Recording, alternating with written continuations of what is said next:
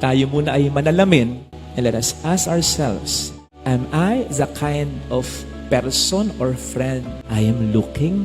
Kung ako ba ay makikipagkaibigan, ito ba ang tipo na gugustuhin kong kaibigan? Kasi alam po ninyo, sabi sa psychology, people tend to attract people similar to them. Kaya nga mayroong kasabihang, birds of the same feather flock together. Magpakabuting tao ka muna, magpakabuting kaibigan ka, at yung mga mabubuti at tapat na kaibigan, they'll find you. God will ordain these people para mahanap ka at maging kaibigan mo.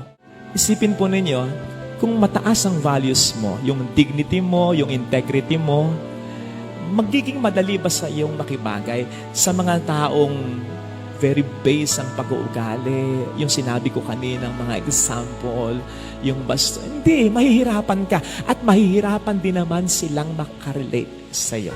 Mahihirapan talaga kayong dalawa na bumuo ng isang solid na friendship para sa isa't isa. Kasi magkaiba. Ikaw o siya ang kusang lalayo na. Makatutulong yon sa isang bawal at maling relasyon.